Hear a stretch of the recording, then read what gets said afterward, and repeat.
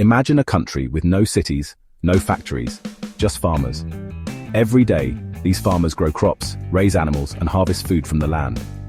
These farmers trade with each other. One might swap wheat for eggs or milk for vegetables. But bartering is tricky.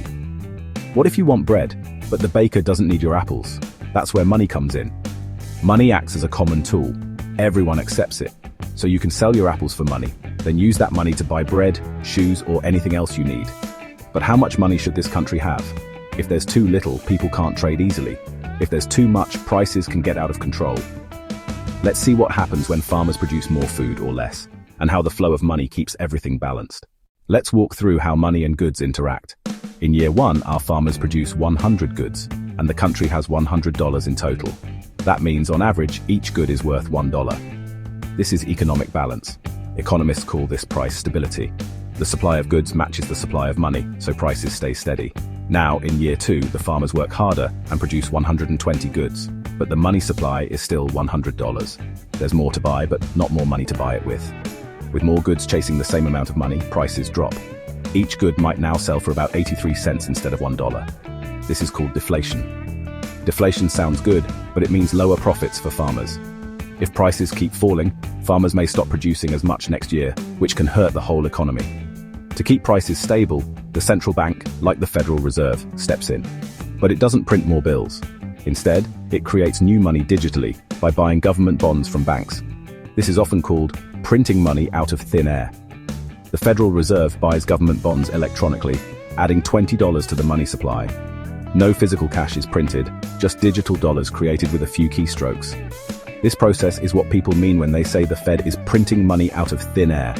The money supply rises to $120, matching the 120 goods. Prices return to $1 per good, and balance is restored.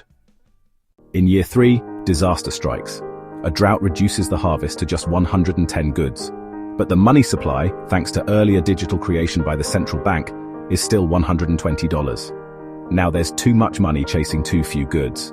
This causes prices to rise, what we call inflation. Suddenly, each good costs more than before and your money doesn't stretch as far. To fight inflation, the central bank acts. It raises interest rates, making loans more expensive. With higher rates, people borrow and spend less, and businesses hold off on new investments. Some money stays in banks instead of circulating.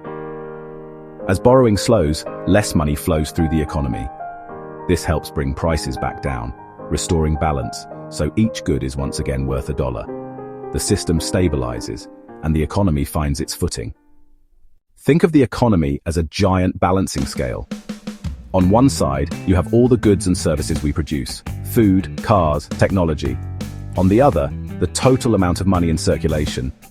If one side gets heavier, the scale tips, and things can quickly go out of balance. Some years, the scale tips because farmers harvest more, factories ramp up production, or people work overtime. Other years, droughts, shortages, or slowdowns mean less is made. If the money supply doesn't keep up with these changes, prices and jobs are affected. Imagine pouring water into a glass that keeps changing size. If you pour in too much, it spills over. Prices rise and your money buys less. Too little, and the glass isn't full, businesses struggle, and jobs are lost. The central bank's job is to keep the glass just right, adjusting the flow of money to match what's being produced. Today, central banks often create new money digitally, not by printing bills, but by updating numbers in computers. This digital money flows into the economy, helping to keep the balance. But if too much is created, you get inflation, like when groceries suddenly cost more. Too little, and you get deflation. Businesses close and jobs disappear. So next time you notice prices changing, or hear about interest rates in the news, remember, it's all part of this balancing act. Central banks use digital tools and interest rates to help your money keep its value. How does this balancing act show up in your life? Let us know in the comments, and don't forget to like and subscribe for more economic mysteries explained.